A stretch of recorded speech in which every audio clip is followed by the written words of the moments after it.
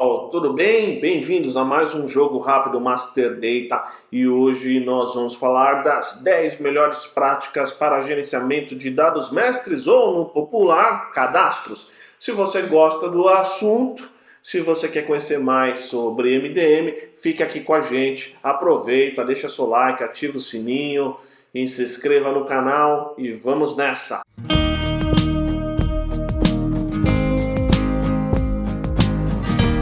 Então vamos lá, pessoal. Aqui nós temos aí a número 10, e não menos importante, tá? Isso aqui não está necessariamente numa ordem de importância. A gente vai passar pelos 10 principais pontos. Construa seu Golden Record. Você não vai conseguir implementar dentro da sua empresa a disciplina de gestão de dados mestres se você não pensar no seu Golden Record. E é importante a gente desmitificar algumas coisas em relação ao Golden Record. Golden Record não é Data Warehouse. Golden Record não é um data lake, não é simplesmente, vou pegar todas as informações da empresa, de clientes, produtos, fornecedores e vou jogar numa base de dados. Você não está construindo um Golden Record, você precisa ter um processo por trás, saber como que o dado vai ser inserido lá dentro, quais são as rotinas de sobrevivência de dados, de fusão de dados, de gestão de dados que você vai aplicar, tá bom? Então, eu estou vendo muito no mercado algumas confusões em relação a isso. A pessoa fala, eu vou criar aqui o meu BI, que vai ser meu Golden Record, vou criar um Data Warehouse, vai ser meu Golden Record. Alguém prometeu que vai criar um banco de dados aqui e eu vou jogar todas as informações lá dentro e vou construir meu Golden Record para a gestão de Master Data. Não, não vai. Você só vai ter mais um banco de dados, mais um silo de informação, tá? Então, tem artigos sobre Golden Record lá no blog Dados Mestres, no portal analistadecadastro.com.br, então dá uma pesquisada lá. A gente também, lá no nosso curso de MDM que está no portal, a gente fala um pouco disso também, tá bom?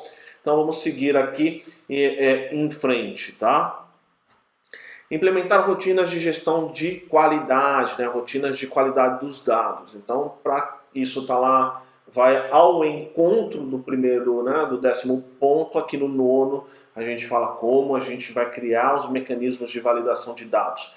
Então, quando a gente fala aqui de validação de dados, tem dois pontos principais. Um é na entrada do dado você validar, e o segundo ponto é como que você vai criar rotinas de validação periódica, né? Como que você vai fazer o monitoramento desses dados e fazendo a correção ao longo prazo também, tá? Existem várias formas de você fazer isso, mas você precisa construir o teu framework de gestão de qualidade de dados, tá? Então aqui o que acontece vou implementar aqui um softwarezinho, vou fazer um sisteminha de chamado, onde eu vou gerenciar meu workflow, e aí você não tem essas políticas de data quality, e esses dados, ao longo do tempo, eles vão ficando deteriorados.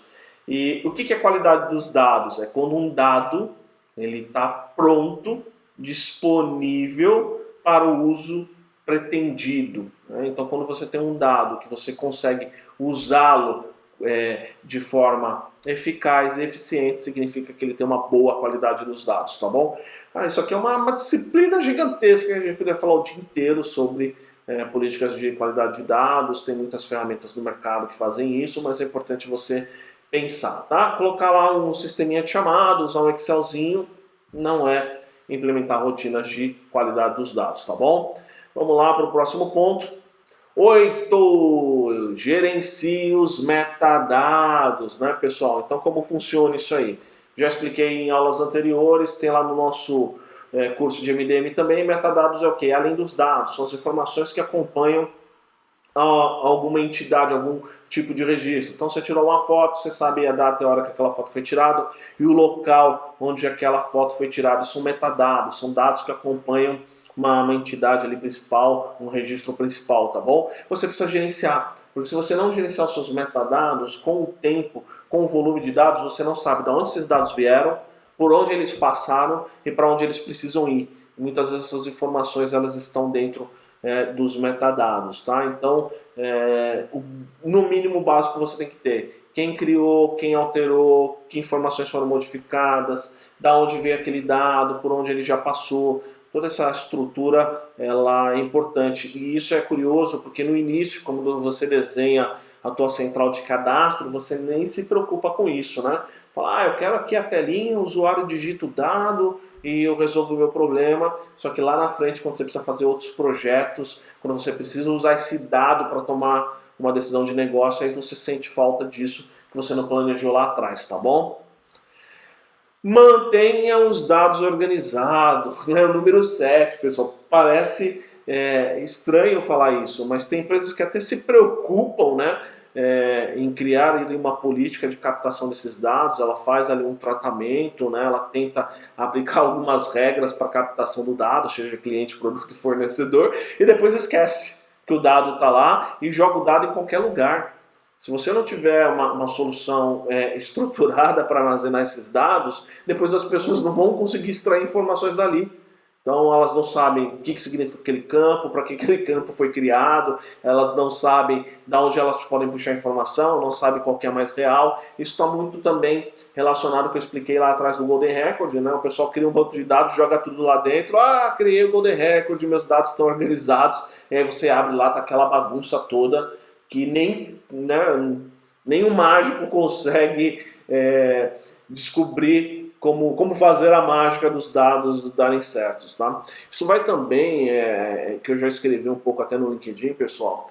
Você pega, por exemplo, um time de Data Science, segundo alguns estudos, esse é um estudo mais ou menos, se não me falha a memória, 2016, foi uma matéria que saiu ali na Forbes, inclusive, é quase ali 60%, 70%, do tempo de um cientista de dados, de alguém que precisa analisar os dados, né, para gerar dos insights de negócio, eles gastam em limpeza de dados, preparação de dados, enfim, que isso poderia ser minimizado. Não eliminado 100%, mas poderia ser minimizado. Então, por exemplo, você chega lá, um cientista de dados fazendo remoção de caractere especial, análise de duplicidade, enfim, informações que não batem, tendo que fazer algum tipo de trabalho, ou até mesmo de uma preparação mais pesada de um dataset, que poderia estar razoavelmente feito antes se a empresa tivesse uma política de governança de dados mestres para poder trabalhar. Então, assim, se sua empresa está caminhando para inteligência artificial, ciência de dados,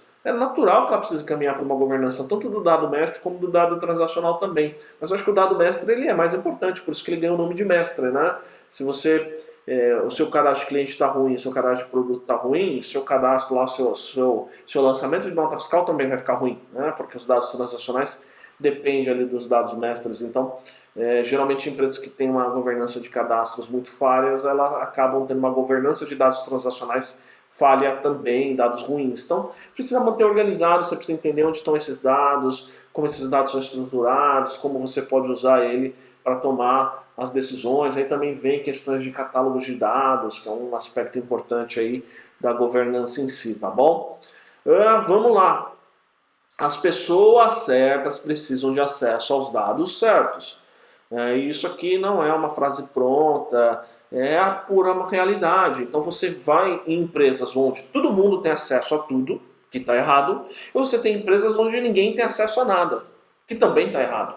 E aí a pessoa que precisa de acesso àquele dado simplesmente não tem, porque está num sistema que ela não tem acesso, está num outro silo de informação que ela não sabe alcançar para tirar informação. Aí você chega lá, por exemplo, para um analista comercial, que ele precisa produzir relatórios ali para a gestão tomar uma decisão, e aí um pedaço do dado está no CRM, o outro está no RP, o outro está no e-commerce, e ele tentando pegar pedacinhos de cliente em cada lugar, e aí muitas vezes ele não domina os outros softwares, não entende como esses outros softwares estão estruturados, junta informação errada e toma a decisão errada.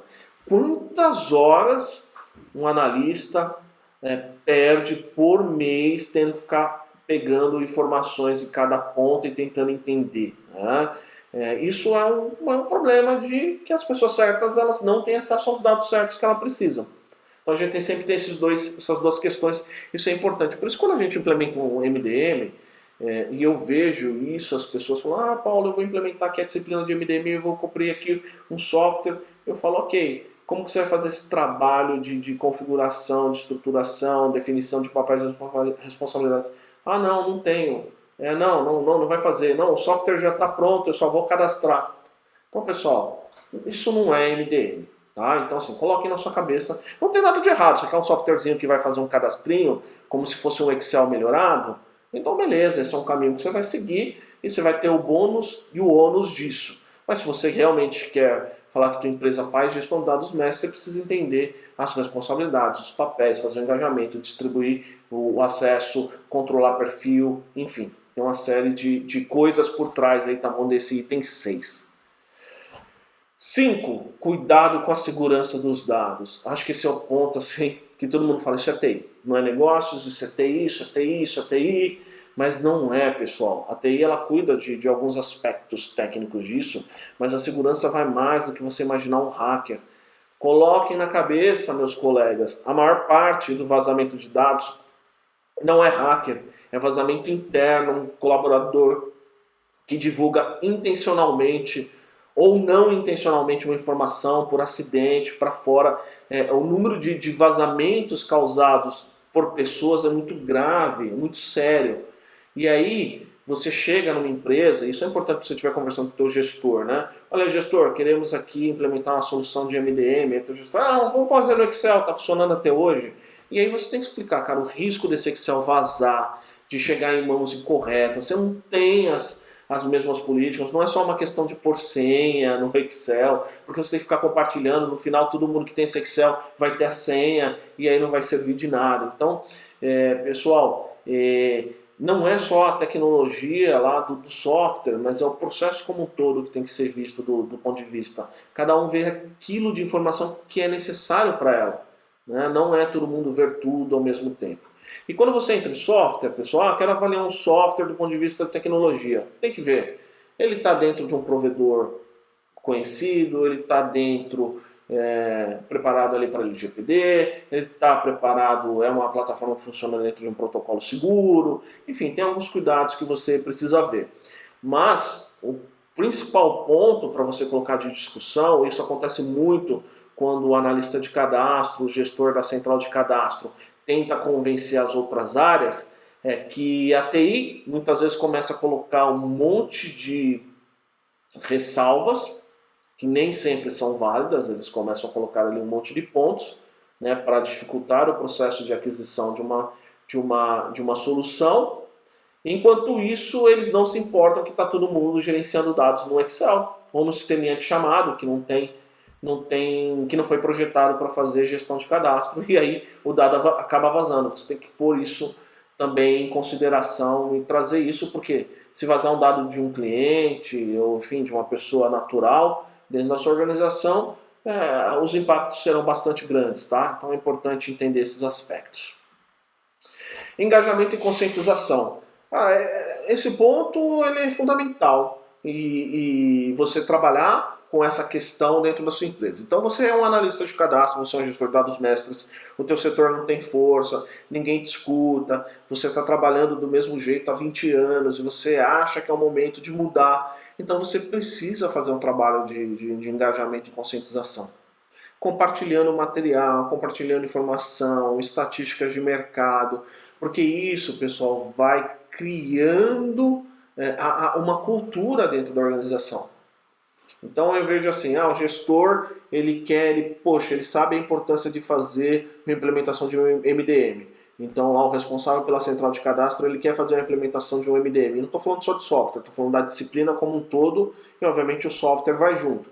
E aí ele quer fazer essa implementação. Só que ele nunca falou com os pares deles, ele nunca explicou a importância disso. A única coisa que ele consegue falar que é difícil e com esse jeito vai ficar mais fácil. Então quando isso chegar numa discussão de diretoria, não vai ter o apelo necessário. Agora, quando você faz um trabalho de médio prazo, vai fornecendo informação, mostrando importante, isso pode ser feito no e-mail, pode ser mandando uma mensagem, numa conversa ali no café, naqueles 5 minutinhos dentro do Zoom, do Teams, quando você está discutindo algum assunto, você vai começando a colocar. E aí você também, colocando esse processo de engajamento e conscientização, que a gente fala também, né? Um processo de engajamento para o topo e para o top-bottom, né? Então você também pode engajar o pessoal e conscientizar o pessoal de trás e começar a dar informação, da importância dos dados, estatísticas.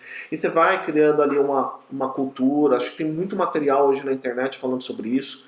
Lá no portal Analista de Cadastro tem e-books falando sobre data driving, sobre MDM, leituras fáceis, leituras de 10, 15 minutos que você pode ir passando. Lá no blog Dados Mestres tem muitas estatísticas que você pode começar a ir alimentando para criar esse processo de engajamento e conscientização, tá? Eu acho que um dos principais problemas aqui quando eu analiso o mercado brasileiro é que as pessoas que trabalham com dados mestres, elas estão fechadas ali no seu círculo e elas não transmitem essa informação. Então você vai hoje na internet, você vê muita gente falando de compras, muita gente falando de vendas, divulgando técnicas, divulgando números, e ainda no mundo de Master Data é muito pouco. A gente não tem isso nem público e nem privado com as pessoas dentro das organizações, e muitos analistas, infelizmente, aceitam que a situação é assim, que a vida dele inteira vai ser digitar cadastro, e não procura buscar esse novo passo, e também não procura buscar pessoas que poderiam orientar nessa batalha aí, tá legal? Treinamento constante, tá? Quando a gente fala de gestão de dados mestres, de governança, precisa treinar as pessoas, né? E isso precisa ser periódico, porque as coisas vão mudando, a cultura pode se perder, então o treinamento é fundamental. E esse treinamento, pessoal, não precisa ser aquela coisa do estilo clássico, vamos colocar todo mundo dentro de uma sala de aula e apresentar um slide. Não, pode ser com materiais periódicos, pode ser com vídeos curtos. Então uma série de formas aí para você fazer um treinamento, explicar conscientização, mostrar como é o seu fluxo. Hoje nós temos a facilidade de ter a questão da internet a nosso favor, a questão de você poder gerar vídeos, fazer videoaulas, muitas vezes com um custo bem acessível. Boa parte das empresas já tem lá seus modelos de e-learning, então você consegue usar isso a seu favor. Faça treinamentos constantes, leves, divertidos, e as pessoas com o tempo vão assumir isso, tá? Não é mágica, tá, pessoal? Aquela pessoa que nunca se preocupou com dado, que não tá nem aí com nada, ela não vai mudar de um dia para o outro, mas água mole em pedra dura, tanto bate até que fura, tá bom? Segundo ponto, pessoal, é planejamento. É aí que eu vejo também um grande problema, tá? O planejamento, eu já falei isso, já tem outros vídeos, você tem que dizer aonde você quer chegar. Então eu vejo assim, alguém vem, eu tô com problema no canal de material, quero fazer um saneamento e tal. Tá, mas você planejou, e depois do saneamento, o que você vai fazer? Depois do saneamento a gente resolve. Então aí você começa a gerar problemas. Isso também tira o crédito da área de cadastro. Porque é muito normal a área de cadastro, eu quero um saneamento, eu quero uma telinha do PDM. E aí isso, na verdade, não resolve o problema como um todo.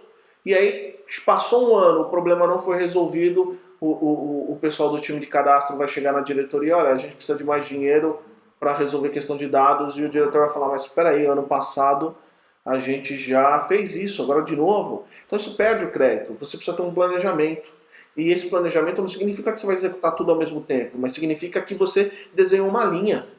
Essa linha pode começar com saneamento, essa linha pode começar com uma padronização de materiais, essa linha pode começar só com um onboard de fornecedor, mas ela tem que ter uma linha. Nós vamos começar com isso, nós vamos criar aqui nosso Golden Record, vamos centralizar as informações, depois nós vamos trabalhar com esse conceito, enfim, vamos implementando aspectos de uma cultura data-driven, a gente vai por esse caminho da governança de dados mestres.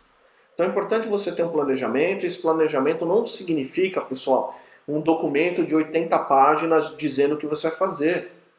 Pode ser uma apresentação, mas falando, olha, tá vendo, a gente está aqui e quer chegar ali, tá legal? Número 2, planejamento. Número 1, inovação. Então a gente está no mundo da inteligência artificial, no mundo da ciência de dados, no mundo da disrupção, no mundo onde as startups estão entrando e tomando o mercado dos grandes players, e tem gente querendo resolver o problema como se resolvia há 20 anos atrás. Então, pessoal, você tem que mudar a sua postura. Se você não internalizar e não mudar a sua postura, e não é um processo fácil, mas se você não muda você não muda o outro. Então, se você trabalha com dados, você tem que entender que hoje dado é o petróleo. Eu sei que é um chavão falar que dado é um petróleo, que dado é o ouro negro, enfim, essa questão. Mas é verdade. As empresas hoje estão ganhando dinheiro com dados, e não só necessariamente com aquele serviço final que ela presta.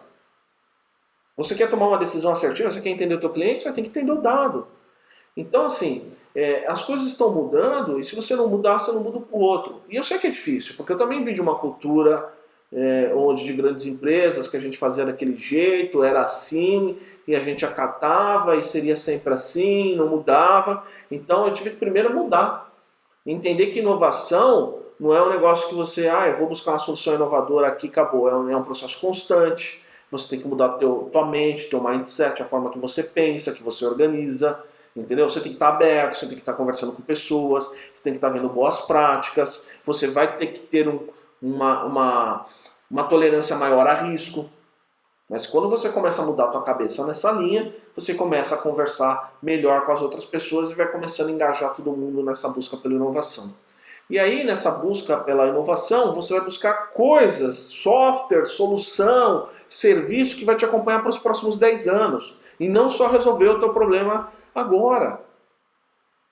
E isso é um problema. Tem gente, eu vou ter aqui a solução, resolver esse problema agora, daqui 2, 3 anos ele está de novo, ou daqui 2, 3 anos a solução já está datada, já não funciona mais, já não atende, já não tem inovação.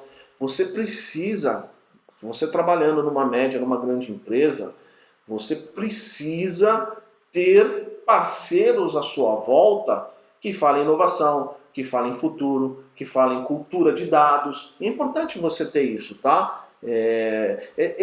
Eu vou dar um exemplo. Um comprador, ele quer se conectar com os melhores fornecedores, que vão ter os melhores serviços, os melhores preços, as melhores práticas.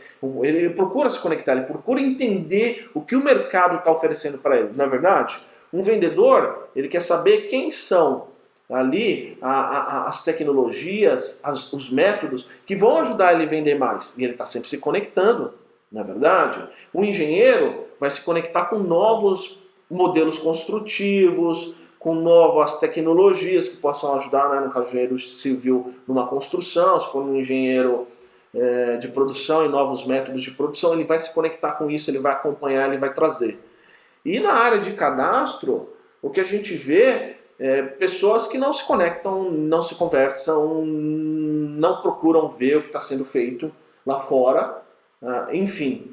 Então isso é uma questão aí que eu coloco também. Você pode ver o que está lá fora e decidir que não vai adotar aquilo e que você vai fazer por conta própria, que vai fazer de um jeito, mas você precisa absorver conhecimento. Você precisa enxergar o que está sendo feito, como está sendo trabalhado, enfim, tá? E para você poder buscar, tá? E outra coisa, pessoal, inovação é um processo um pouco mais complexo do que automação.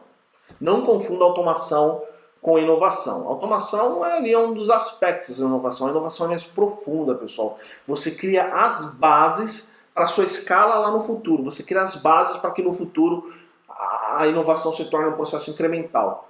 E aí eu vejo isso também comum em muitas empresas, achar que a inovação, então, principalmente quando a gente fala de cadastro, é uma automação. É legal você fazer uma automação, uma coisa que vai ser importada automaticamente no TRP, um Excel que faz cálculo, uma macro, enfim. Aprender a ter ferramentas open source de automação, isso é legal, você tem que se aprofundar, mas isso não é gestão de MDM de longo prazo. Quando a gente lê a disciplina inteira de MDM, a automação ela é um pedaço.